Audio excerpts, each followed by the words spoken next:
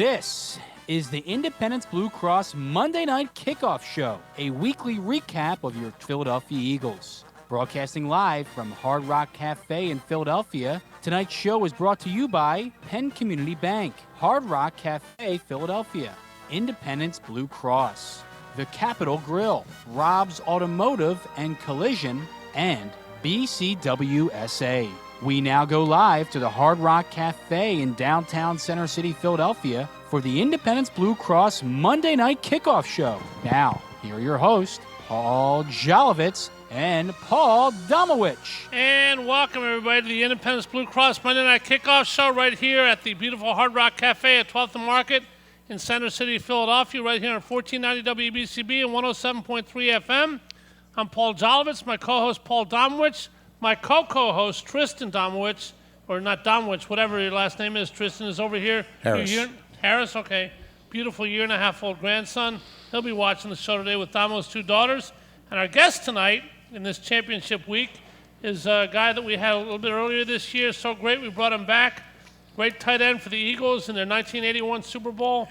He'll tell us what it's like to walk on the field in Philadelphia for a championship game. Yale's on John Spagnola. How are you, Johnny? I'm great, Paul. How are you? Good to see you too, Paul. Thanks. Good to be here. How of the week, guys? It's one of us won't give you a hint which one. One of us made two picks the last couple weeks.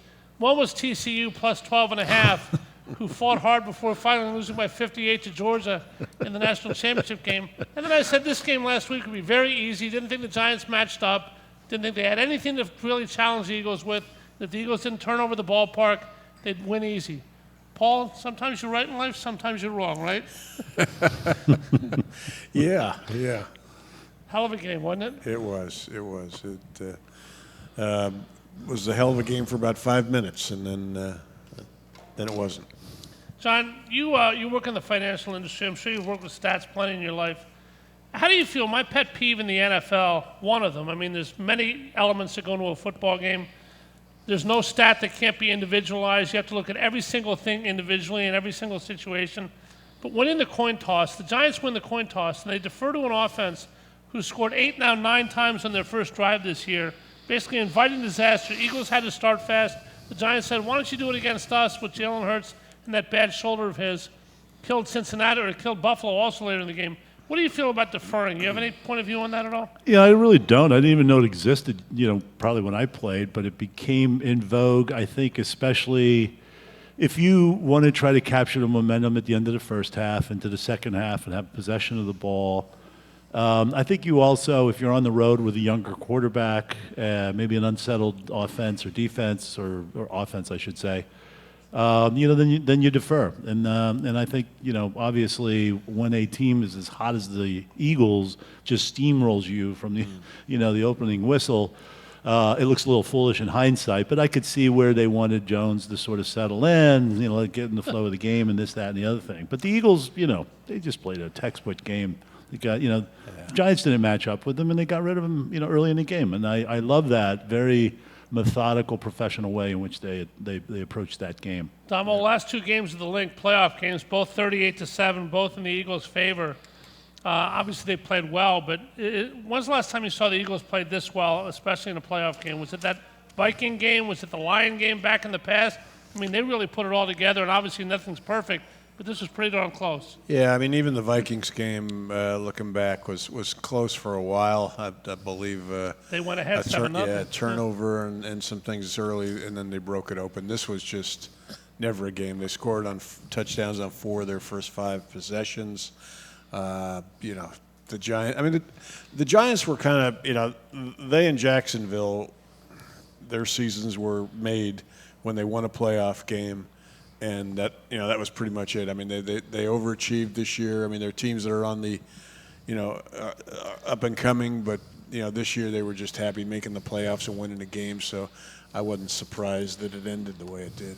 Yeah, I agree. I think the top 4 teams are in the championship round. There's no question. The Bills, you can make an argument for. I just think they were emotionally spent. They had been through so much with DeMar Hamlin and just And I don't know, by the end of the game, they were on their 6th safety. I mean, the guys were like knocking. Is anybody going to say that maybe Josh Allen isn't ready for prime time at that point?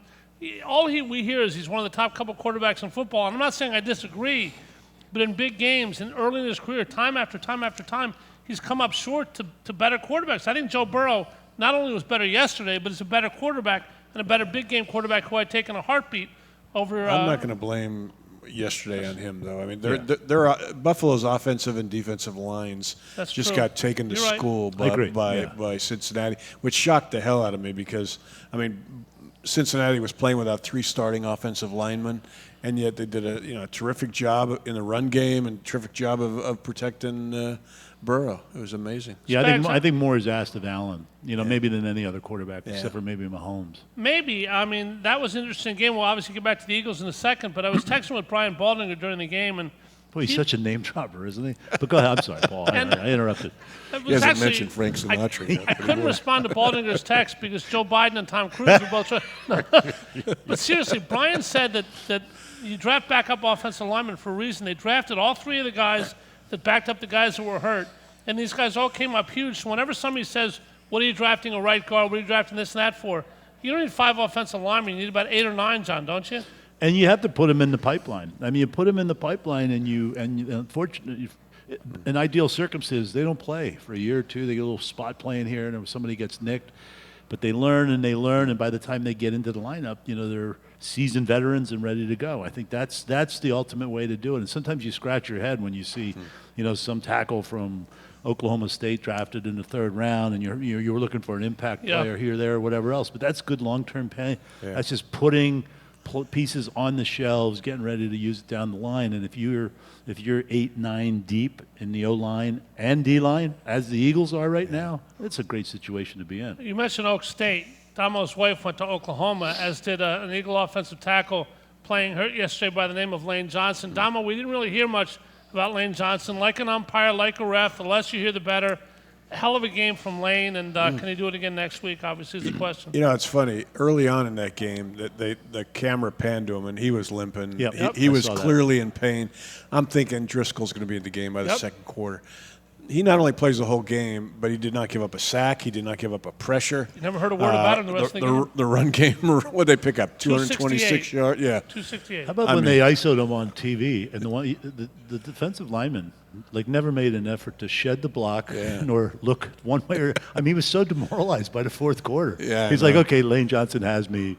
Yeah. That'll look good on film tomorrow because I'm not getting put on my back. Now this week will be interesting. He's going up against Nick Bosa, so that'd be a lot of fun. Yeah, with a torn groin. Yeah. Well, Nick Bosa might be the best defensive lineman in football. Yeah. Hassan Reddick, kind of a tweener, it could be that as well. But Eagles have a guy named Kenneth Gainwell who was properly named for this, getting 112 of those 268 yards. They ran the ball at will, just like they did the first time at the Meadowlands. Daniel Jones, they took his running out of the game. Really made it impossible for the Giants, who were outcoached, outplayed. Shane Steichen, Damo, hell of a game plan with Nick Sirianni. It seemed like everything they did, every time they zigged, the Giants were zagging and zigging, and just it was a symphony to watch, wasn't it? Or as Gronk called him, Shane Smikeman. Yeah. He's got a little work to do, doesn't he? I don't think he did a lot of homework prep. I don't think he ever does a lot of homework. Terry Bradshaw will clearly be replaced by Gronk as the goofball on the set, and he'll do a good job. What's this $10 million kick, by the way, that Gronk is doing during the Super Bowl? The kick of destiny? FanDuel, $10,000. For FanDuel, yeah. One good thing about FanDuel is you can say, okay, let's retake that, Gronk, do it over again. You got the name wrong.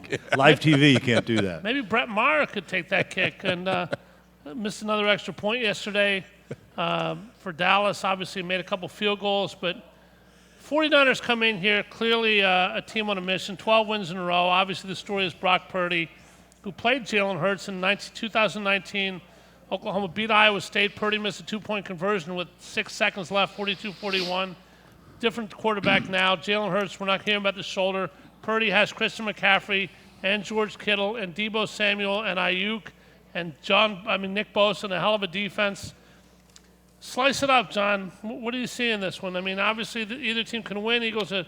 Here's how I slice it up. You have a rookie. Yep. Starting in an NFC Championship game. On the road. 7-0. On the road. I mean, look, he's played magnificently based on what's expected from him.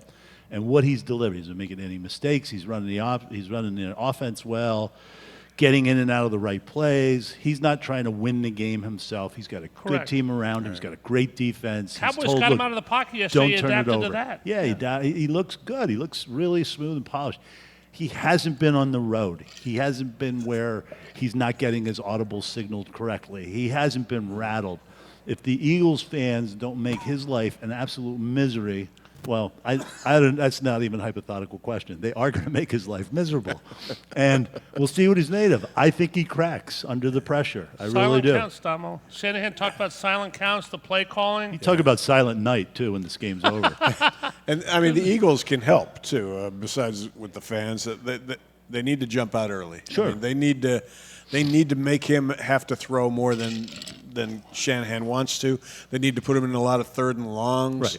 And if they do that, I mean, you talk about a meaningless stat. I was talking to De Niro the other day. Robert De Niro, you're dropping.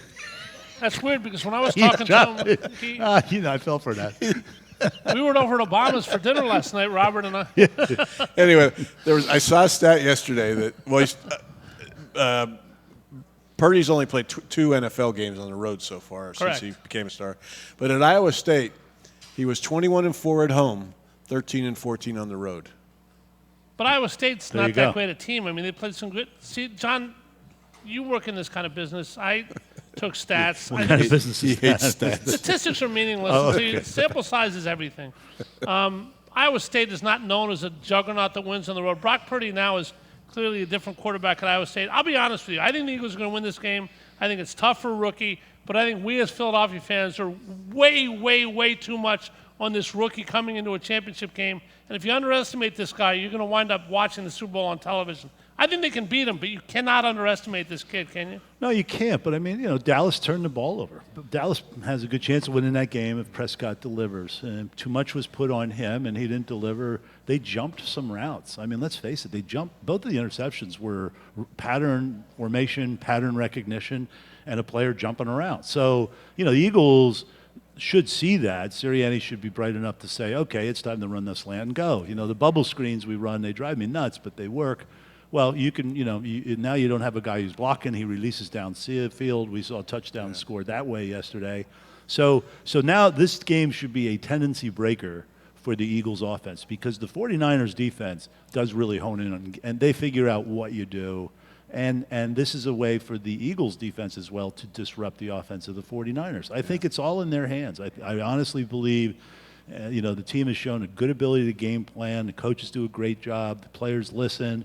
It was a very disciplined game by the Eagles on Sunday. You have to repeat that. No penalties, no false starts, no long-distance situations. No turnovers. No turnovers. And then get that team in a second and third and long and bring it and see how this kid reacts. Hey, my hat's off to him if he can connect passes and everything else.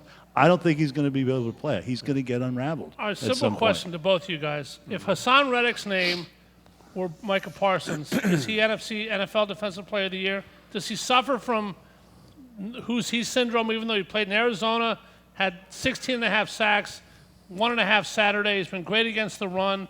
Why is Hassan Reddick playing for a number one seed not getting more recognition, Donald? Well, I have a vote for the awards and the All-Pro team. I have had one since John was playing. Did you ever vote for me? Every year. Okay. Every damn year, get that John. out of the way. Every year. Okay, you and De Niro. Yeah. I'm going to verify that over here.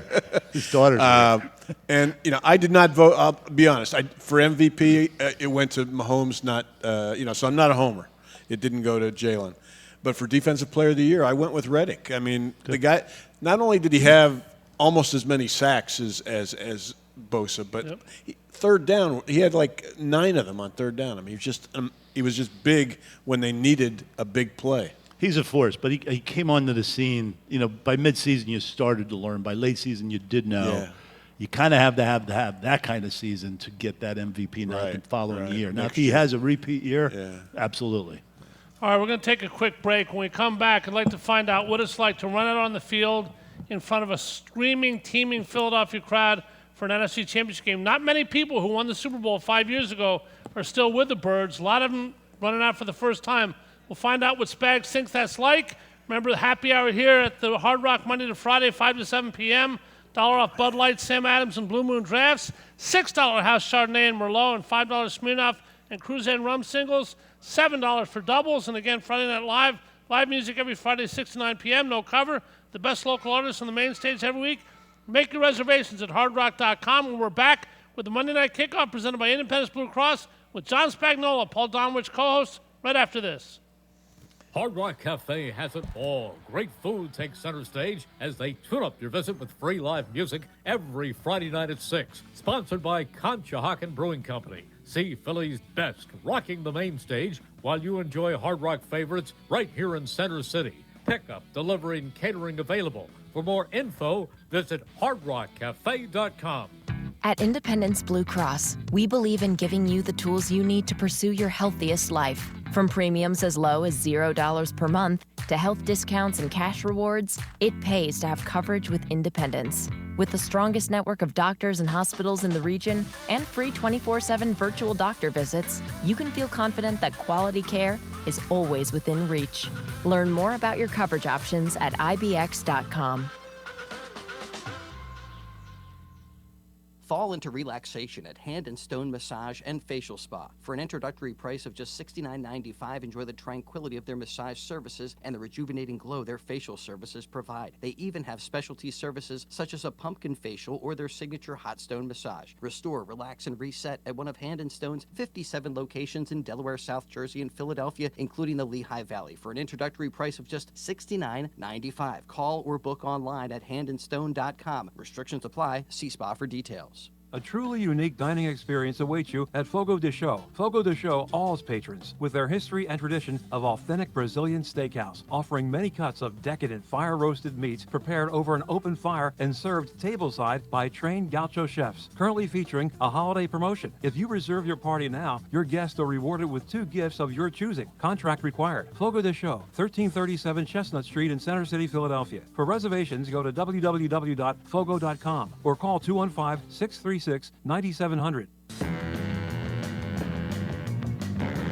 We now return to the Hard Rock Cafe, Philadelphia in downtown Center City for the Independence Blue Cross Monday Night Kickoff Show. Once again, here are your hosts, Paul Jolovitz and Paul Domowitch. All right, welcome back to the Independence Blue Cross Monday Night Kickoff Show live from the Hard Rock Cafe, Philly. Don't forget, you can watch the show live at WBCBSports.com and Facebook Live by searching WBCB Sports. We'll be here next week, and as long as the Eagles roll, join us here at Hard Rock for live entertainment in the cafe every Wednesday. Enjoy some great food and happy hour drink specials every Wednesday, 5 to 7 p.m. here at the Hard Rock. John Spagnola with us. John, obviously, everybody wants to know what it's like to play in the Super Bowl, what it's like to play in a home championship game. You've earned the 1 seed. You come out of that tunnel, but today I was hearing on the radio, a lot of the guys saying, I think I know, but you really don't know until you do. What's it like coming out of that tunnel into that cacophony of noise, the greatest crowd in the NFL? There's so many elements to it. I don't know about cacophony. I know that's an SAT word. You like to throw that around along with the people you text with. You went to Yale. But it is. De Niro likes to use that word. Yeah, right. It's an outer body experience. I mean, my recollection is being in the tunnel, seeing the American flag across the field. It was a crisp, cold day. It might have been one of the 5 coldest days in January playoff 11th, history. 1981, right? 1981. Yep. And Dallas, we forced them to wear the blue uniforms, which they did not wear. They always wore white at home and white on the road. And I remember vividly how cold it was. They got the ball first. Danny White threw a screen pass or something to Tony Dorsett near our sidelines. John Bunning, who was a very savvy linebacker, blew up the play right in front of the whole team. And it just sort of set the tone for the day. And it was a game where we were just much more physical to Dallas. Ran the ball down their throats with Wilbert Montgomery and dominated that entire game. So the feeling, the fans here are world-renowned. And there's just going to be a lot of excitement and momentum going into that game. I think that probably I would caution the players just sort of, their experience. A lot of these guys have played in the big games. So you just got to, you got to sort of slow your heart rate down a little bit and say, I'm just playing a football game here too. It's interesting, Damo, that John says that, and a lot of people are saying that Jalen Hurts played in a lot of big games, but college championship games are not NFL championship games. He's an old soul. We saw what he did Saturday. Seems like the shoulder's as good as it's going to get. They ran him. Didn't hold back in the game plan at all. What do you expect out of Jalen Hurts on Sunday? Same thing we saw this past weekend. I mean, you had mentioned earlier that, the injury isn't a factor. Well, he's still hurt. I mean, he's playing hurt. He's ignoring it, and he's, what we saw in that game was they were not going to let. I mean, he and the coaching staff were not going to let that dictate what he did. I mean, he ran the ball. Yep. Most of the time, it was either out of bounds or he slid. Took a couple. I mean, he took a couple of hits, but tried to land on the left serious. shoulder. Exactly. Yeah. He landed on his left shoulder. Yeah. Every time he hit the ground, he was on his left. Yeah, I mean, he was Very always careful. smart. They even avoided. It was interesting. They avoided the quarterback sneak. They did it last with the Giants game, but they didn't do it with him. The few times they had a and-one situation. So, I mean, I expect him. I mean, this is the best defense he's going to face since he came to the NFL. But I think his running. And the threat of his running and the read option and everything is I mean, this is the best run defense, the second best run defense in the league, but they haven't faced a quarterback who's brings that element to it. So, I mean, I think they're going to be able to run to a certain degree on the 49ers, at least enough to open up the passing game. All right, John. Nick Sirianni coached in his first championship game. Andy Reid used to always believe that football is an accordion sport, played from the lines out. Both teams have terrific skill position players, terrific defensive players. But on the lines, the offensive and defensive lines, my theory is, barring something strange in the turnover department, whoever wins the battle on the offensive and defensive lines wins the game. Do you go with that? I do. I mean, I think both teams are physical, and that all starts at the point of attack and the line of scrimmage. There's depth on the defensive line for the Eagles. They can roll people in and out. The 49ers play a stout defense. Again, I would use I'm thinking of the cover 2 play where the linebacker ran down the hole with Stephon Diggs, and you have a linebacker covering a wide receiver. That's the kind of thing you can use to your own advantage. If he's going to turn and run full speed, you don't have to run down the post. You can stop at 18 yards and hit a hell of a big play. And so I think the Eagles have to be really smart about how they look at that defense, use the strength of the defense almost against itself. And I think that's the chess match. It's the beauty of watching this game unfold. It's what I love, about watching football really at any level, just to see how that chess match plays out. Well, Dom, we got 5 or 6 grandmasters in this game. Obviously, Shanahan and Nick Steichen. I'm Rob Gronkowski. Nice to meet you. D'Amico Ryans, Shane, and John Gannon, both hell of a game Saturday. A lot of assistant coaches could have jobs next year. What's D'Amico Ryans done with the 49er defense this year to add to the talent base they have to make it the marauding force it's been? Well, I mean, he's got a lot of talent there, but and they're just playing very disciplined.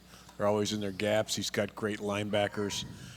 This isn't one of the great defensive lines in the league. I mean, besides Bosa, they've got some good people, but I mean, it's not an unstoppable. I mean, I think the Eagles are going to win that battle, their offensive line against that defensive line. I'll be interested to see how they deal with Bosa, considering Lane's injury. Do they give him help with a tight end? They usually don't. I mean, they don't. They're never big on even when Driscoll replaced Lane Johnson several weeks ago. I think it was against the Cowboys. He was going up against Micah Parsons, and they still left him out there by himself. So. D'Amico's, it's going to be interesting to see what that offense, what the game plan is going in. Do they run early?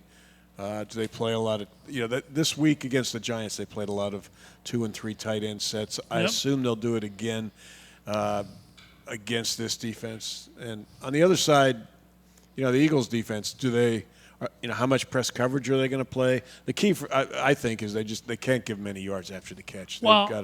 They've got to show them different looks too. Yeah, they got to show this look and bring that and do this and do. I really think they just need to counter, some of the looks and tendencies that they had defensively. Well, let me throw 3 things at you guys. They're going to be important in this game. Probably 30 of these, but here's 3 of them. Obviously, John, 3 of the great tight ends in football: Dallas Goedert and Kittle, obviously, and Travis Kelce could be the best, and Hayden Hurst isn't bad either. Is it a miracle that tight ends have made it to the championship game? You talk about linebackers covering running backs. Tight ends like that, especially Kelce, can just overmatch anybody. You're too fast for a linebacker, you're too big for a safety. How big is the tight end? You saw what Kittle did with Diggs yesterday. You see what Dallas Goedert's done in the screen game. That's a big part of this game, isn't it? Yes, it is. I mean, compare and contrast with playing tight end was like 20 years ago, 30 years ago when I played or whatever else. Let me see. Some guy would beat on me for 5 yards. I would release. I'd go across the middle, would not get the ball. Somebody would still light me up. Or I would go out across the middle and catch the ball, and I'd get lit up. Yeah. You know, now you don't get held releasing. You cross the middle, you catch the ball with impunity, you know, and you sort of dance down the sideline and score and spike the ball. So, it's to your point, you know, that you're creating mismatches with these guys that are 6'5", 250 and can run and block and do all the things they have to do, and it's a vital part of the offense. It's not a coincidence that these teams are where they are offensively because they all have good tight ends. But having said that, Dallas Goedert had a great game this weekend, and I have a feeling he may demand a little bit more attention, which is going to help the wideouts, and I think that's all part of the offensive scheming stuff. You know, All right, go ahead, Domo. I was just going to say, defensively, one thing the Eagles need to do, if you look at Purdy, Get him out of the pocket. Most of his success has been between the hash marks. Yep. I mean, middle of the field, he's owned it since he became the starter. They need, and that's been a weakness for the Eagles. That area has been an area that the teams have been able to exploit this year. But they got Gardner Johnson back. They may get Avonte Maddox back this week, which would be huge because they'd have both of them there. Do they blitz more to get him? Dallas got him out of the pocket, got him running yesterday, played a pretty damn good defensive game. Do they blitz maybe a little bit more from John Gannon and try to get him outside the numbers? Jonathan, he's never going to blitz a lot. I mean, he's counting on that front four to do it until they can't. And there hasn't been a game yet where they haven't. Where they have five sacks against the Giants. So I'd be surprised. I mean, I think I counted like against the Giants, they blitzed maybe 7-8 times. They sent 5 or 6 guys, but I mean, they're a 4-man rush. That's they're going to win or lose with that 4-man rush. All right, guys. This is where you can disguise and bring it. Yeah, honestly. Well, the biggest thing to me about this game, without bar none, San Francisco has not lost since they traded for Christian McCaffrey. What does John Gannon do to attack McCaffrey? Because if you tell me the numbers after the game and McCaffrey had a big game, I'm going to tell you the Eagles are playing golf next week. They have to stop McCaffrey to me. Yeah, he's a great all-purpose back. He's polished in every part of the game. You know, they split him out wide. He can run a slant like a wide receiver, run the screen passes. He can run the plays downfield. He can run the wheel route and beat a linebacker deep. I think he's a guy you just have to pay attention to. I don't think he's so exceptional in his skill level that he's going to embarrass the defense. You just have to sign somebody to him, and that person has to cover him. And I don't think he's, he doesn't have that incredible breakaway speed that some other, running backs have.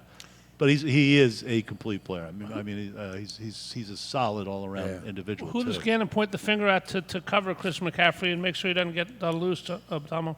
Well, it depends on where he's lining up. I would imagine he's going to use Gardner Johnson. If he lines up in the slot, and Avonte Maddox plays, he'll be on him a lot. I know how much you loathe numbers, Jolly. I don't loathe numbers. I just think they have to be taken in the right context. Since they traded for him, they're averaging like 8 more points a game with McCaffrey than they were without him. So I mean, he's just added. They've got so. Can I ask a question? Sure. How many games have the Eagles won with Hurts as the quarterback? How many in a row? In a row? Yeah. Well, they lost. They didn't lose any with them, did they? They lost one game, One right? game. One game they lost. Okay. I was wondering. Okay. Yeah. I hope I'm making my point. Both teams. Right? I don't think anybody's the going to argue. 49ers won 10. Oh my God! They get oh my God! Okay. Well, the great thing about this when our weekend- guys starting, they lost one stinking game to the Commodores. You have both teams, the 4 best teams in football Point to me taken. are playing this weekend, and Yeah. it wouldn't be a shock if any of them won. I think the Eagles have a little bit of an edge because of Purdy, again, the rookie coming into this environment. But I mean, the 49ers are a damn good team, and they're going to have to play solid for 4 quarters. This isn't the Giants. This isn't the pork roll that's going to roll over for them. And the Eagles know it, and Sirianni knows it, and Gannon and Steichen know it. The physicality, Damo, is going to be the key to this game. John mentioned it earlier. You got to just 49ers are probably the most physical team in football. What does that do to the Eagles? They're going to be physical right back. I mean, this is going to be you're going to see some hits in this game that you're going to say, wow. Yeah. If they're loud. You just hope that everybody's getting up after them. He's right about Hurts. I mean, if Jalen plays like he's been playing, I think they win this game. Maybe not going away, but I mean, he's the key. He's going to be the key every game he plays. This is a quarterback league, and he brings the extra dimension of the run.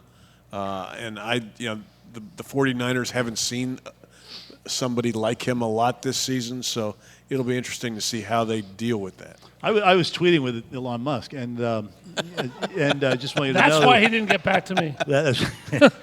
And we both agree that Hurts is playing at such an accomplished high level, but a manageable level. He doesn't get too excited. He really seems balanced. Yep. He's just playing efficient football. I really admire his professional approach to the game. Anyway, so I think. I think he can take the burden of this game on his shoulders. No, he doesn't have to win it by himself. He's got a talented team around himself and do what he has to do to execute this offense. And I'm very optimistic about our chances. Yeah, I mean, Beyonce and Madonna said the same thing to me yesterday. I fully agree with you. We're going to find out which of the quarterbacks in the AFC Championship game John and Paul would take. Joe Burrow, who's quickly moving up in the ranks, playing without an offensive line. They patched it up with 3 guys yesterday. Bengals are playing out of their mind. Who's a better team, Cincinnati or Kansas City? The line says Cincinnati. We will see what they say. Much more about the Eagles and the 49ers. The crowd at the Link should be spectacular. This is the Independence Blue Cross Monday Night Kickoff from Hard Rock Cafe Philly. Back with the second half of the show in a second. Hard Rock Cafe in Center City at 12 Market Street has it all. Great food takes center stage with dine-in and pickup available. Their burgers are so famous, they have their own chauffeurs. So order delivery and catering too. So if you're celebrating or just getting the band together, Hard Rock Cafe's got your back. For more info, hit up hardrockcafe.com. At Independence Blue Cross, we believe in giving you the tools you need to pursue your healthiest life. From premiums as low as $0 per month to health discounts and cash rewards, it pays to have coverage with Independence. With the strongest network of doctors and hospitals in the region and free 24/7 virtual doctor visits, you can feel confident that quality care is always within reach. Learn more about your coverage options at ibx.com. Don't hang out alone in the man cave this football season. Hang out at Cheerleaders with sexy entertainers, $4 Miller Lights, Jameson specials, and awesome game day prizes during all Sunday and Monday football games. Stop in before, during, or after the game to see your favorite entertainers and your chance to win an awesome game day prize. The most epic game day experience is at Cheerleaders Gentlemen's Club, where champions play. Open daily from noon till 2 a.m. Fall into relaxation at Hand and Stone Massage and Facial Spa. For an introductory price of just $69.95, enjoy the tranquility of their massage services and the rejuvenating glow their facial services provide. They even have specialty services such as a pumpkin facial or their signature hot stone massage. Restore, relax, and reset at one of Hand and Stone's 57 locations in Delaware, South Jersey, and Philadelphia, including the Lehigh Valley, for an introductory price of just $69.95. Call or book online at handandstone.com. Restrictions apply. See spa for details. A truly unique dining experience awaits you at Fogo de Chão. Fogo de Chão awes patrons with their history and tradition of authentic Brazilian steakhouse, offering many cuts of decadent fire-roasted meats prepared over an open fire and served tableside by trained gaucho chefs. Currently featuring a holiday promotion. If you reserve your party now, your guests are rewarded with 2 gifts of your choosing. Contract required. Fogo de Chão, 1337 Chestnut Street in Center City, Philadelphia. For reservations, go to www.fogo.com or call 215-636-9700. We now return to the Hard Rock Cafe Philadelphia in downtown Center City for the Independence Blue Cross Monday Night Kickoff Show. Once again, here are your hosts, Paul Jolovitz and Paul Domowitch. All righty, who are the Eagles going to play in the Super Bowl? We will find out at 6:30 Sunday night. when the Chiefs host the Bengals in the AFC Championship game. Patrick Mahomes, Andy Reid said today, a high ankle sprain, he'll be fine. Who knows what he'll be 6 days from now. He'll get shot up. He was gutsy the other day. But the Bengals had the Chiefs' number, guys. The line of this game is a pick at Kansas City. Cincinnati has beaten Kansas City 3 times the last 2 years. I think they're going to do it again. Pick the game in a second, but if you had a random game between whoever to take the United States national team, you had the first pick at quarterback, would anybody take Burrow? Obviously, Mahomes is who he is, but is Burrow coming to that league? I mean, I was surprised the way they played against the Bills without with missing 3 offensive linemen. I thought that was going to be the difference in the game. It didn't even register on the meter. I mean, Burrow was just, getting the ball out quickly. They had the running game working. I still wouldn't bet against, except for the fact that Mahomes' ankle is going to, I can't imagine he's going to have the mobility that he typically has with a high ankle sprain. So, maybe that's a factor, but I still have a hard time betting against the Chiefs at home. John, would you take Burrow? Let's say you have Jalen Hurts, Mahomes, and Burrow, and you're the United States general manager. First pick, you haven't formed your team yet. Who do you take? I might go with Burrow. I mean, I think Mahomes is just so flashy, but I really think 80% of that team's offense is on his shoulders. I think it's a bit of a burden.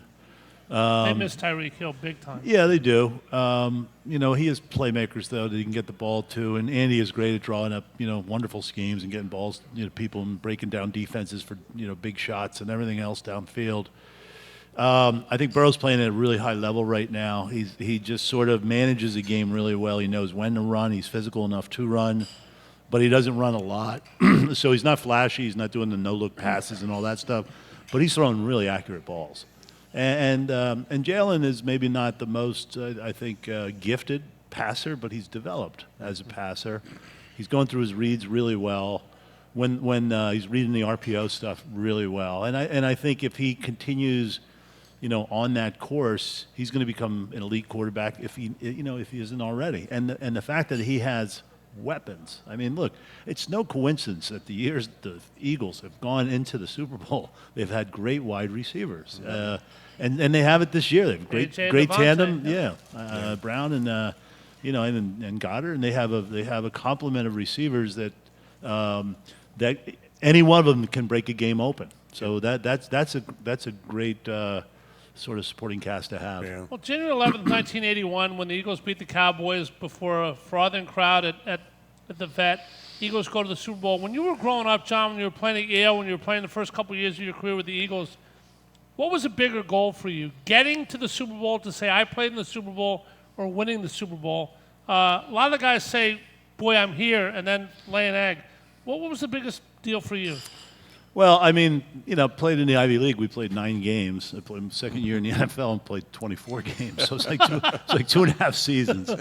And so I was beat. I was physically and mentally completely drained by the time we played that game. And, I felt it was the second year of my career, and I felt like we would get back.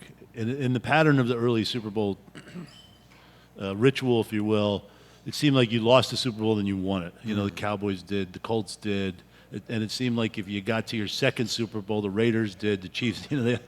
So I thought, okay, we lost our first Super Bowl. It was only Super Bowl 15. Remember, we'll get back there again, and you have to seize the moment. So a lot has been written about our team being overprepared, overworked, over this, over that. We just didn't play well. We had a couple of blown assignments at key times. It came down to five plays, and all those plays when they went against us, if they had gone with us, it would have been a different outcome. And the next year you started 6-0, right? We did, and then we sort of flamed out a little bit. That's when that's the Super Bowl hangover. I mean, that's the thing I'm wondering about with the Bengals. It's you're playing another 6 weeks longer than everybody else. Right. That means you have 6 weeks less to heal and to train and to build your body back up. So that's hard. The Bengals seem to be peaking, though, right now, so they're working against that. And, Domo, crowd-wise, the NFL is thinking going to neutral site championship games, squeeze the last dollar out of everybody. They're having trouble getting over $10 or $20 billion an owner now. But this is the weekend for the great fan game. I mean, the Super Bowl is always corporate. You got fans there, obviously, for both teams, but it's not really a fans game. Championship weekend is a fans game. The number one seed or whoever makes it with a higher seed. What about the excitement of covering a game and seeing a crowd like that, like we have here in Philadelphia? Is this the ultimate fan game in sports to you? Championship weekend? Yeah. I've never. I mean, from the standpoint of, Super Bowls, they've always been very corporate. It's a circus during the week with the interview process and so many media there. This is kind of authentic. This is before, Yeah, it's true. Even the ticket allocation, right? What do fans get? 10, 20% the home team gets, visiting team, and then it's all corporate. So it's all people going, I'm here, I want to be seen, who can I see? And, there's a game, who's at halftime? Okay, it's great. And the fans who are in there are not diehard. These are people this weekend who would kill to get in that stadium. I mean, they honestly would. And I know because people are asking me for tickets. For example, every player in the NFL, every single player in the league gets 2 tickets to the Super Bowl. And there's 32 teams, 50-some guys a team.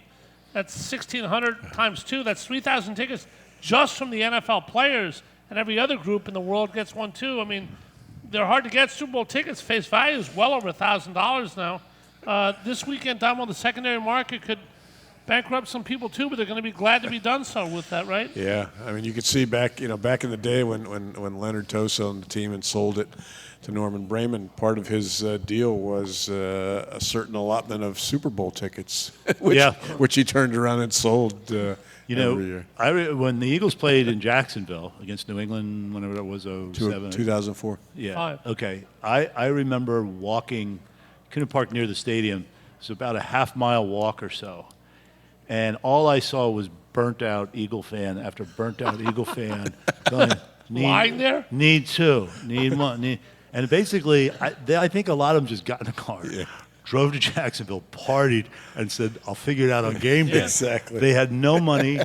They looked awful. I mean, it was really, and it was just, it wasn't any New England fans, I'll tell you, but it was just Eagle fan after Eagle fan. I need 1, I need 2. And they had this burnt-out look on their eyes. And anyway, I think that's a testament to the Eagles' loyalty. I was talking to Leonardo the other day, and he was telling me Da Vinci or DiCaprio? Da Vinci died, I think. Both. And they were telling me, they loved the conference championship games a lot more than the. Oprah said the same thing when I talked to her yesterday. Name dropping. All right, I think we're beating a dead horse here. There we are. It is an amazing thing for the fans, and this weekend, John, what's the one thing that possibly blindsided you in the championship game?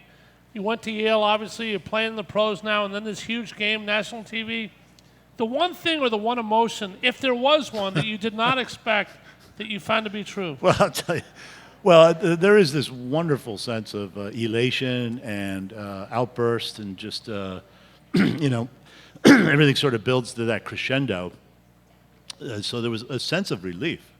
But the other thing I noticed that I've never seen in any other stadium is that the Philly police rounded the stadium with the horses, like the World Series, and the belly sticks, and then they didn't do that at Yale.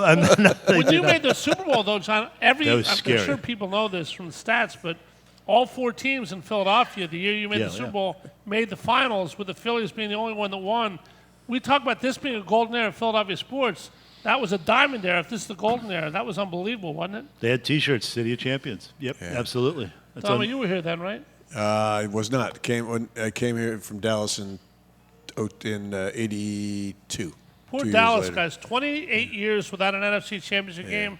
Dak laid an egg. Everybody feels awful in Philadelphia for him, by the way, too. I just feel the overwhelming grief. And I would not hire Mike McCarthy. I'm serious, not joking when I say this. If Mike McCarthy said, I'd like to coach Paul McCartney in a 60s talent show at the Moose Lodge on Friday night, what do you think he can do? I would not hire McCarthy. To me, has great coordinators. He's not the worst coach in the world, but his decision-making in game, punting in the fourth quarter, he is just the definition of the word buffoon. I don't want to be disrespectful to a guy who's obviously paid his dues coaching football, but I have to call him what he is. He's a buffoon. Anybody disagree? But that's not being disrespectful. I would also look. I would look to the 3 previous plays too before the punt. Yeah. I mean that was this is where good quarterback, good scheme. Boom, here we go. We got 2 minutes. We have all our timeouts, full complement of timeouts. We're trying to drive the field and tie this game or win it or whatever. And they tried to throw a little short pass to tight end. It was sort of mayhem and panic, and it all sort of came together really fast. And all of a sudden, they're punting, and that I think falls squarely on the shoulders of the head coach. You agree, Dom, with that? Yeah, I mean, Jerry Jones says he's standing by him. The firing him is not a consideration right now. Let's see in 2 weeks. I still think. Yeah. I think the problem is nobody wants to work for Jerry Jones anymore. So I don't know. Even Sean Payton, whose family lives, his ex-wife and his kids live in Dallas. You would think he'd kill for that job. I don't think has any interest in it. But I wouldn't count on. If I'm McCarthy, I would not. I hope he ran it. Well, we in Philadelphia, obviously, we feel like we feel about Dallas, but to be fair, their 2 coordinators are pretty hot items as well, along with a billion others around the league, Kellen Moore and Dan Quinn. Quinn will probably be gone. Do you elevate him? Is there any chance at all that Jones fires McCarthy and elevates either Moore or Quinn to the top job there? I think so. Yeah, I think it's a possibility. What's Quinn's? Was he Minnesota or Atlanta? He was in Atlanta. Yeah, when they went to the one decided that 28-3 wasn't a big enough lead in the third quarter. Yeah. Let me ask you something. She's got the same issues. I'm afraid. Speaking of Dallas, like when you guys went to the NFC Championship game in '80, you found out after you guys won the week before you were going to be playing Dallas. How excited were you for the rematch there? And do you think this year's team? I mean, do you think they would have? I mean, preferred to have a rematch with Dallas rather than play San Francisco next week? I think so. Probably because Dallas isn't as good as San Francisco. It comes down to that. We were relieved, having talked to Coach Vermeil subsequent to that game for many, many years and such. We were relieved to be playing the Cowboys again. He felt we didn't match up as well against Atlanta. Right. And if you remember the Atlanta game, that conference championship game or division championship game, there was a play where they were running a play and Tutal was offsides, and so instead of going over the line of scrimmage, he danced along the line of scrimmage, and that's where they ran the play on like a 3rd and 1, and he wound up being right at the point of attack, and they didn't account for him, and he stuffed the ball, and they wound up winning the game as a result of that. And so as fate would have it, we wound up playing the Cowboys again.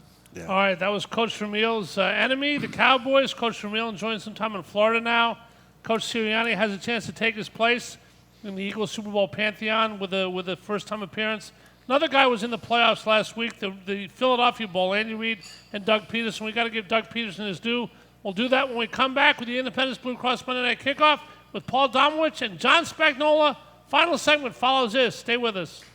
Hard Rock Cafe in Center City has it all. Great food, free live entertainment on Friday nights, and they're the epicenter for special occasions. Let them rock and roll to you with catering for your next gathering or book a private event space for your band's next meeting. Whether it's lunch, dinner, or late night, let them turn it up at Hard Rock Cafe at 12th and Market Street. For more info, visit hardrockcafe.com. At Independence Blue Cross, we believe in giving you the tools you need to pursue your healthiest life. From premiums as low as $0 per month to health discounts and cash rewards, it pays to have coverage with Independence. With the strongest network of doctors and hospitals in the region and free 24/7 virtual doctor visits, you can feel confident that quality care is always within reach. Learn more about your coverage options at ibx.com. A truly unique dining experience awaits you at Fogo de Chão. Fogo de Chão awes patrons with their history and tradition of authentic Brazilian steakhouse, offering many cuts of decadent fire-roasted meats prepared over an open fire and served tableside by trained gaucho chefs. Currently featuring a holiday promotion. If you reserve your party now, your guests are rewarded with 2 gifts of your choosing. Contract required. Fogo de Chão, 1337 Chestnut Street in Center City, Philadelphia. For reservations, go to www.fogo.com or call 215-636-9700.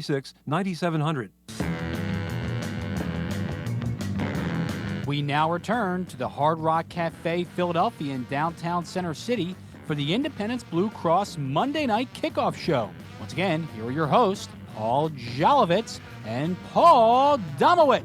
All righty, John Spagnola's got some buddies from work here, and that reminds me that last night NBC had a little contest, Call the Last Play, in the Cowboys-Niners game. Apparently somebody in Utah got to call the play for the Cowboys, put Ezekiel Elliott at center, let him get blown up, and his career ended.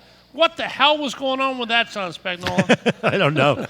I mean, I honestly think it might be the lasting image of the McCarthy era, is that you see You a might play be right, actually. and then Ezekiel Elliott, who really is just a step slow. I remember Chuck Knox when I played for Seattle. Kurt Warner had knee surgery, and he said, the problem is The first Kurt Warner. Yeah, he can't get right, exactly. He can't get through the hole anyway. He can get to the hole. He can't get through it. And that's true with Ezekiel Elliott. He's just a slower running back. Well, Damo, the place, if you want to get him through the hole faster, put him at center, right? Yeah.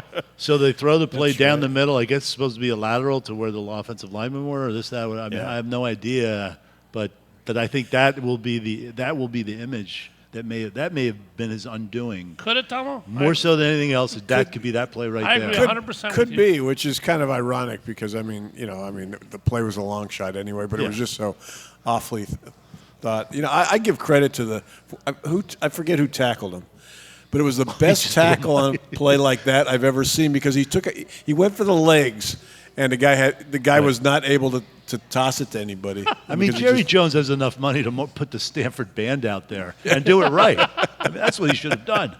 And they said they practiced that. So that's kind of scary. I noticed after the game, McCarthy was searching for Kyle Shanahan, and he turned to one of his assistants and mouthed to him, I read lips. He said, "Who won?" So McCarthy, I mean, it's fun to lampoon him. I know we've been on this before, but we're going to go to it again, guys. I mean, we hate Dallas. We hate Dallas. We hate the Giants.